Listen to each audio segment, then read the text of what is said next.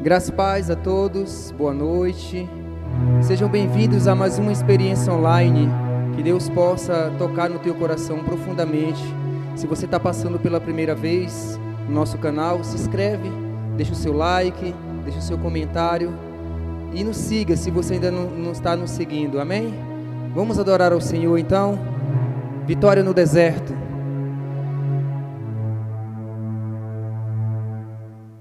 Quando a noite fria cair sobre mim, narará, e no deserto eu me encontrar, me ver cercado por egípcios e por faraó, sendo impedido de prosseguir. Quando a noite fria cair sobre mim, narará, e no deserto eu me encontrar, me ver cercado por egípcios e por faraó, sendo impedido de prosseguir. Eu sei que o teu fogo cairá sobre mim. Sei que o teu fogo cairá sobre mim. E me levará em te confiar.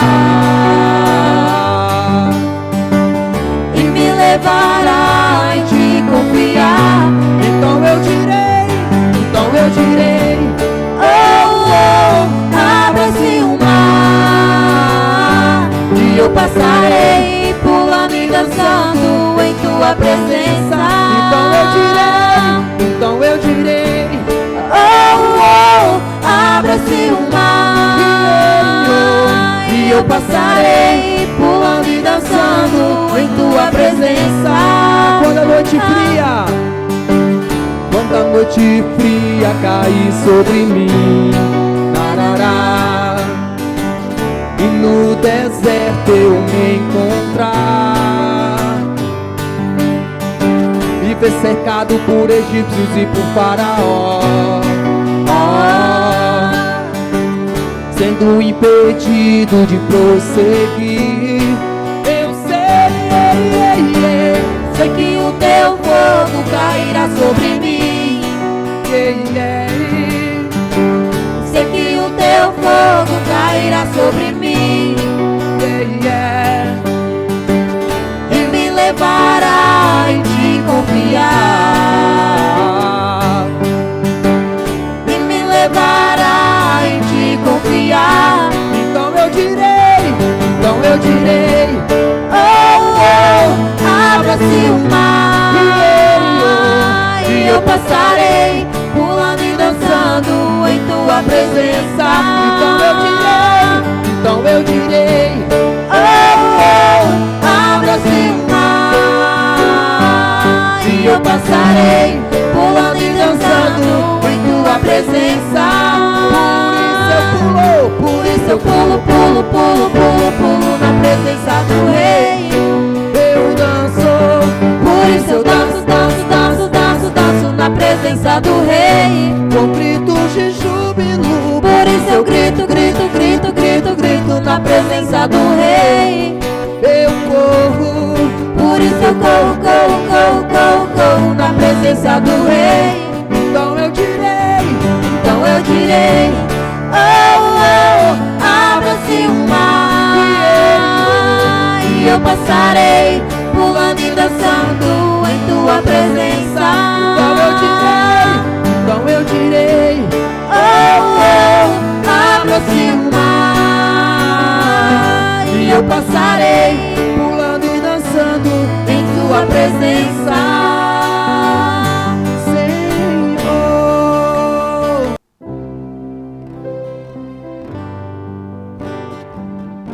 Consagramos a Ti, Jesus, nessa noite.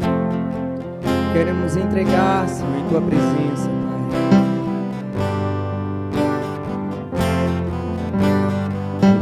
Queridos eis, consagro tudo o que sou, de teus louvores transborda o meu coração. A minha vida eu entrego nas tuas mãos, meu Senhor, pra te exaltar com todo o meu amor. Eu te louvarei conforme a tua justiça e cantarei louvores, pois tu és altíssimo.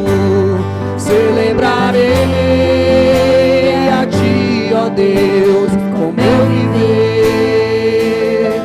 Cantarei, contarei as tuas obras, pois por tuas mãos foram criados terra, céu e mar e todo ser que nele está. Toda a terra celebra a ti com cântico de júbilo, pois tu és o Deus Criador. Toda a terra celebra a ti com cântico de júbilo, pois tu és o Deus Criador. Celebrarei a ti, ó Deus, com meu viver. Cantarei e contarei as tuas obras, pois por tuas mãos foram criados terra, céu e mar e todo ser que nele está. Toda a terra celebra a ti com cântico de júbilo, pois tu és o Deus Criador. Toda a terra celebra a ti com cântico de júbilo, pois tu és o Deus Criador. A honra, a glória, a força e o poder ao Rei Jesus, e o louvor ao Rei Jesus. A honra,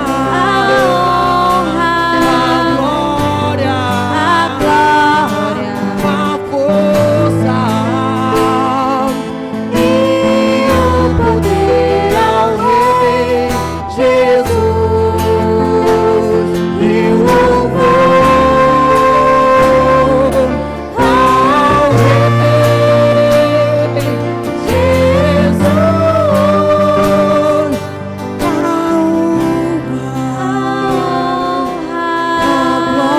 honra, a glória, a força e o poder ao Rei Jesus, e o louvor ao Rei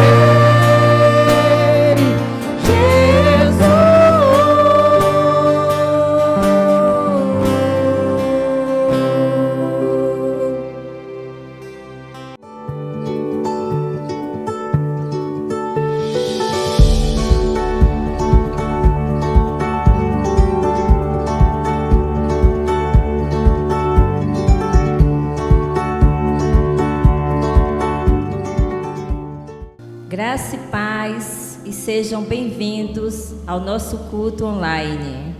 Vamos a um momento especial com o Senhor, o momento de dízimos e ofertas. Abra sua Bíblia, você que está aí na sua casa, em 2 Coríntios 9, 9:9. Como está escrito: distribuiu, deu os seus bens aos necessitados, a sua justiça dura para sempre. Aquele que supre a semente ao que semeia e o pão ao que come, também lhe suprirá e multiplicará a semente e fará crescer os frutos da sua justiça. Vocês serão enriquecidos de todas as formas, para que possam ser generosos em qualquer ocasião, e por nosso intermédio a sua generosidade resulte em ação de graças a Deus. Aleluia, glória a Deus, né? Que palavra abençoada.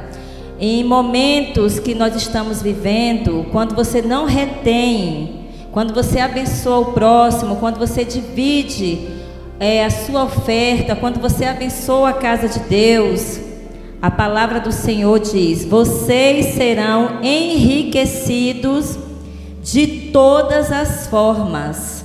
Aquele que gosta de abençoar, aquele que gosta de ofertar a casa do Senhor, ele oferta quando ele está bem financeiramente, mas ele oferta também quando ele não está indo bem financeiramente. Sabe por quê? Porque ele crê nessas promessas.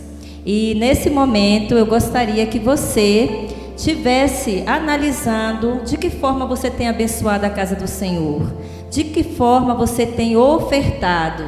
Pessoal, eu gosto muito de falar sobre ofertas, porque o dízimo é muito fácil, né? É uma obrigação.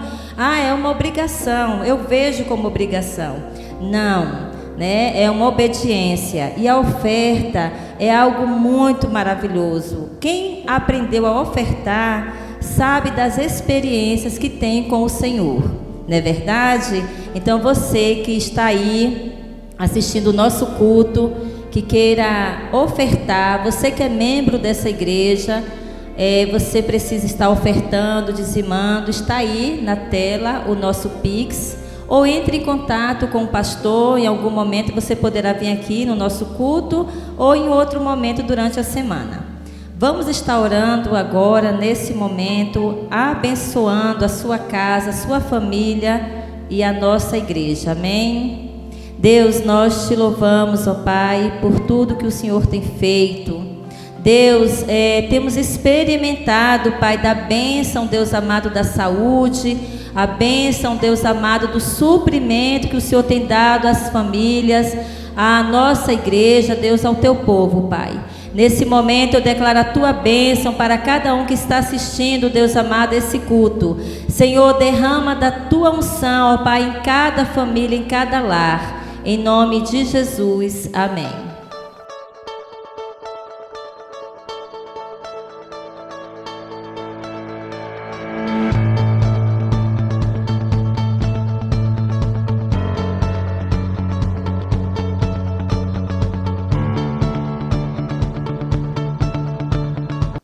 Oi, tudo bom? Você que está aqui com a gente, aqui nesse canal da Igreja Missionária Unida Vereda, aqui em Luiz Eduardo Magalhães.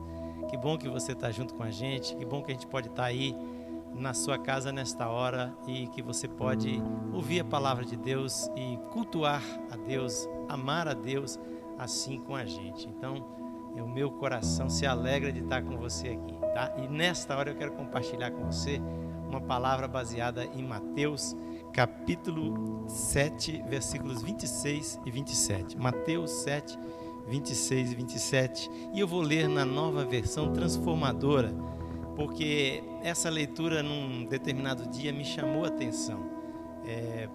O meio das palavras que ela usa aqui eu vou passar para você, tá? Vamos lá para a leitura. Diz assim: mas quem ouve o meu ensino, isso é Jesus falando, hein? Preste atenção. Mas quem ouve o meu ensino e não o pratica é tão tolo como uma pessoa que constrói a sua casa sobre a areia. Quando vierem as chuvas e as inundações e os ventos castigarem a casa, ela cairá com grande estrondo. Vou ler de novo para você guardar bem no seu coração aí. Jesus disse assim: quem ouve o meu ensino ou a minha palavra e não o põe em prática é tão tolo como a pessoa que constrói a sua casa sobre a areia. Quando vierem as chuvas, as inundações e os ventos castigarem a casa, ela cairá com grande estrondo.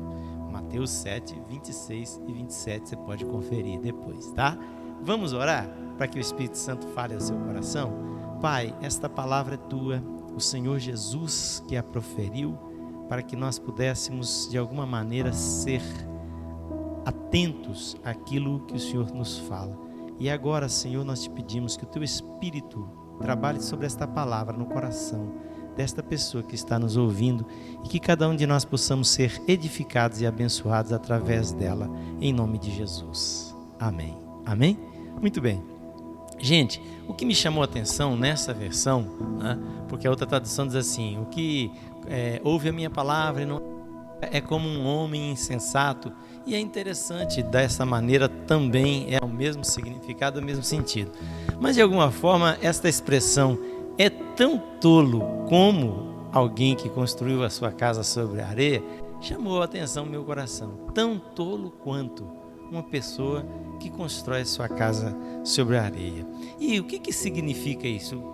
Por que é tão tolo você construir a sua casa sobre a areia? Por que é tão tolo ouvir e não praticar? O texto vai nos dar um entendimento. Jesus disse: quando a pessoa constrói a sua casa sobre a areia, vão vir sobre ela as chuvas, os ventos, as inundações, vão castigar aquela casa. E é interessante que neste mesmo texto, Jesus diz que aquele que pratica é sábio como aquele que construiu a sua casa sobre a rocha. E o texto diz que aquele que construiu a sua casa sobre a rocha experimentou as mesmas intempéries, os mesmos problemas, as mesmas dificuldades. Vieram as chuvas, transbordaram os rios ou as inundações, os ventos castigaram a casa. Mas este aqui que construiu a sua casa sobre a areia teve um fim terrível, né? A casa caiu. Então, volto à pergunta: por que é tão tolo construir sua casa sobre a areia? Ou melhor agora, para você aplicar, por que é tão tolo você ouvir, e de repente você ouve tanto, você ouve na igreja, você ouve aqui no YouTube, você ouve em outros canais, a palavra de Deus de diversas formas, diversas maneiras, e por que é tão tolo você ouvir e não colocar em prática o que você ouve? Eu vou mostrar para você. Primeiro, porque a casa é uma coisa essencial. Jesus compara a casa com a vida da pessoa, né? Ele diz: é aquele que, como um cara que constrói a sua casa sobre a areia, tá? Sem alicerce, sem fundamentos. E a casa é uma coisa essencial para a vida da gente. Você, na sua casa, você tem seu repouso, você tem a segurança, né? A sua casa representa a segurança, representa o abrigo, representa o descanso e o bem que você vai gozar na sua vida. A pessoa chega cansada do trabalho, ter uma casa onde ele possa descansar. Você vive uma vida agitada, difícil no mundo lá fora, você tem muitas ameaças na tua vida, e você poder descansar à noite, dormir tranquilo, com segurança, isso é tão importante, isso é essencial para a vida. Ou seja, Jesus fala da casa como o lugar de descanso, o lugar de habitação, o lugar de comunhão da família. E você já pensou você perder isso, né? Você não ter para onde ir, você ficar sem casa, é horrível, não é? Então pense, a casa é essencial. Não vale a pena você construir sua casa de qualquer maneira. A segunda razão, porque é tolo construir sobre a areia, é porque a casa demanda um grande investimento, não é verdade? Pensa bem, quanto dinheiro é necessário para construir uma casa? E dinheiro representa o quê? Dinheiro representa o tempo, o trabalho, a luta que você teve. Você que lutou para construir uma casa, você sabe muito bem disso. Se você não teve essa experiência, mas teve que comprar, talvez seja ainda mais difícil, né? Você pagar suadas prestações de um financiamento habitacional. É difícil, é um investimento, e investimento não é só o dinheiro que você está pondo ali, é teu suor, é teu sangue, é tua vida, é teu tempo.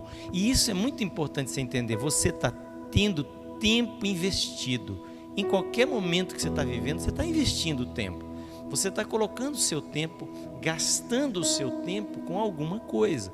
E a construção da tua vida, a construção da tua casa, vamos pensar assim, a construção da sua família, das estruturas do seu caráter, das suas estruturas financeiras, inclusive, das suas estruturas de vida, elas dependem profundamente de que você tenha gastado tempo para fazer isso, né? Você precisa investir sua vida. Então, a casa é um investimento de vida, gente.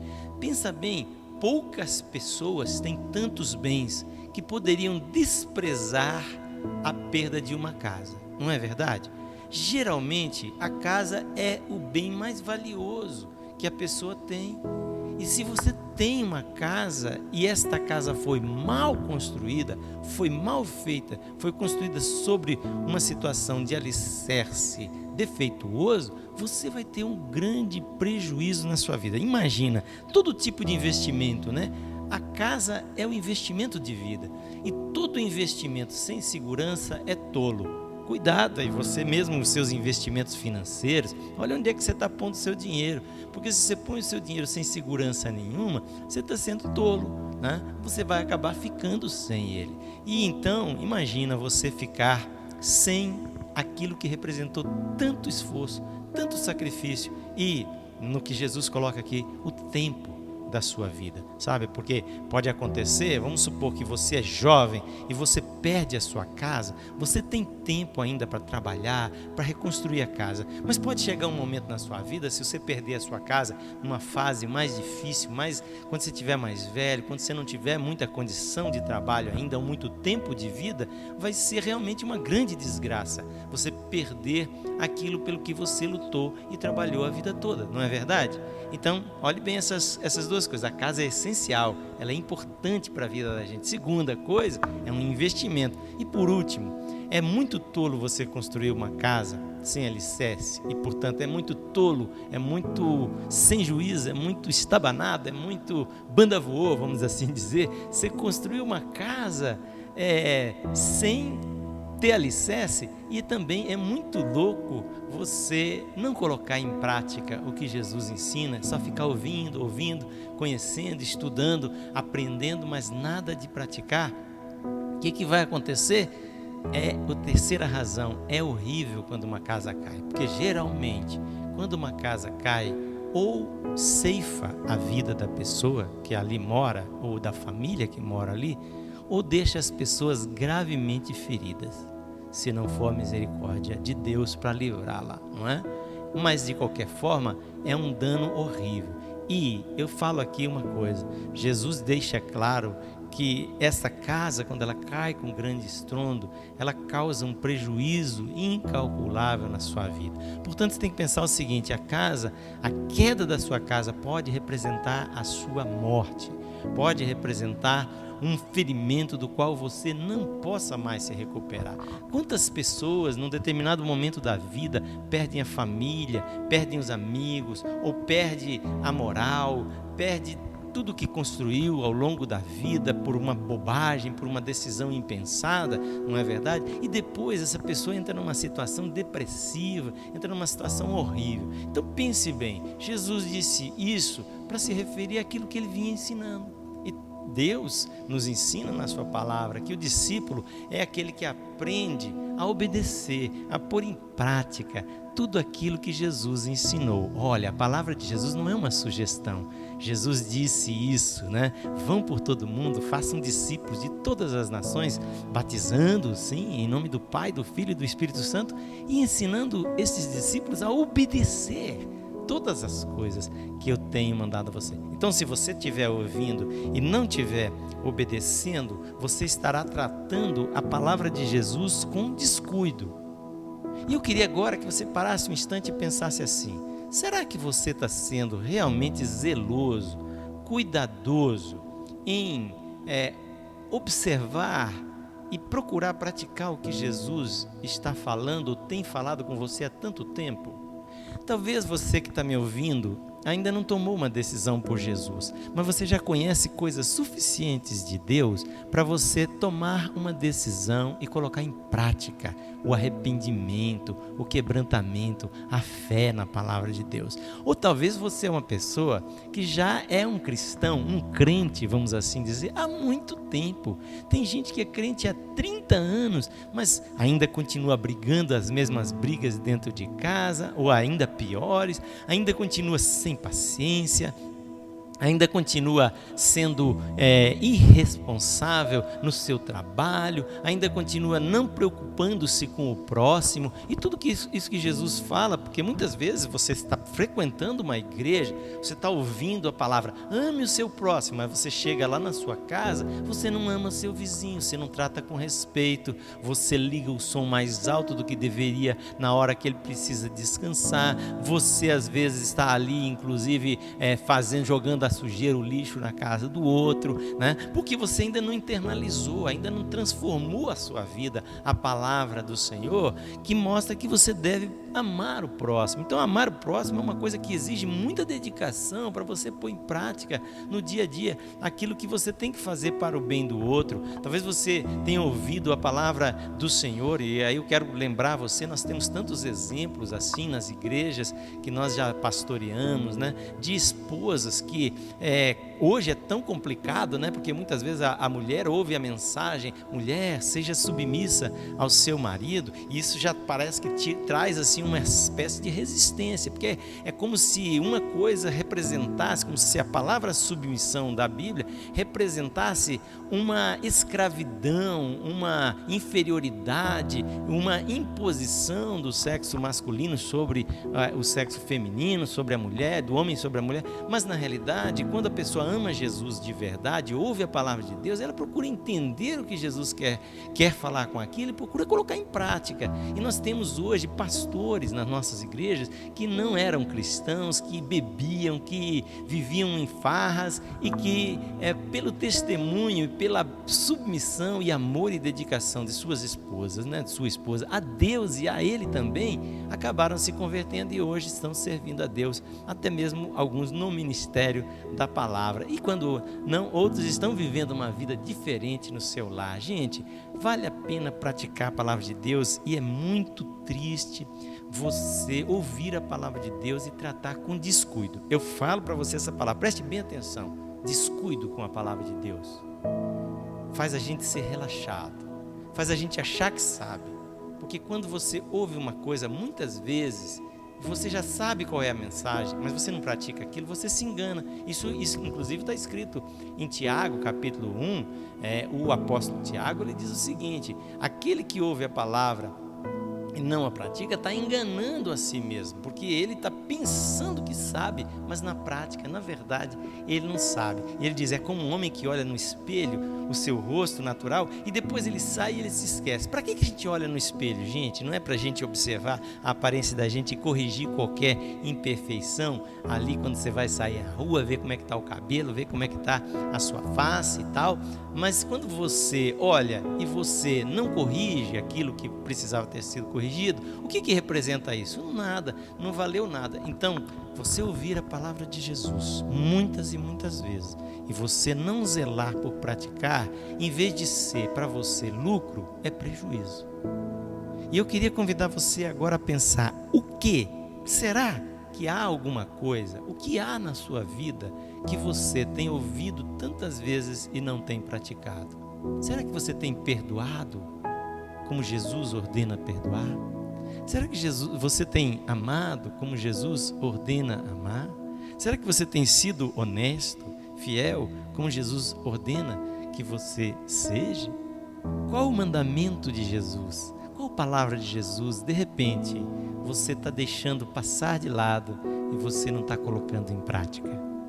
Eu convido você, não seja tolo como esse homem, que perdeu aquilo que era essencial, que era tão importante, a sua casa. Perdeu o seu descanso, perdeu o investimento da sua vida e provavelmente perdeu a vida, porque foi gravemente ferido. Então não deixe isso acontecer com você. Jesus te chamou para você ser um discípulo para você ser uma pessoa que põe em prática a palavra de Deus. E eu quero convidar você a orar comigo agora e perguntar a Deus e, sabe, lá no seu coração, com sinceridade: Senhor, o que é que eu tenho nesse tempo todo da minha vida que eu tenho ouvido e não tenho colocado em prática? Você quer fazer essa oração comigo?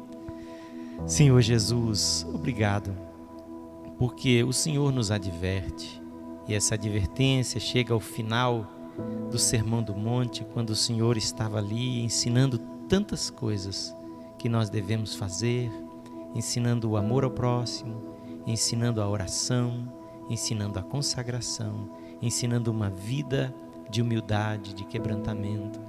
E, ó Deus, o Senhor, através do Teu Filho, nos adverte que ouvir e não praticar nos causa tanto prejuízo. Por isso nós te pedimos agora, e eu te peço por este que está me acompanhando neste vídeo: Senhor, sensibiliza o nosso coração, nos ajuda a perceber aquilo em que nós temos sido falhos, aquilo que não estamos praticando. Perdoa-nos por nossas faltas e nos dá a sensibilidade de perceber, confessar, tratar, para que nós possamos pôr em prática a Tua palavra.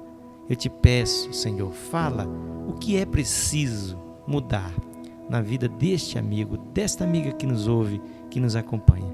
Nós queremos abençoar a sua vida e o seu lar, em nome de Jesus. Amém e amém. Então vamos lá? Vamos examinar o que temos que colocar em prática e vamos colocar em prática a palavra de Deus? Que o Senhor Jesus te abençoe ricamente. Amém?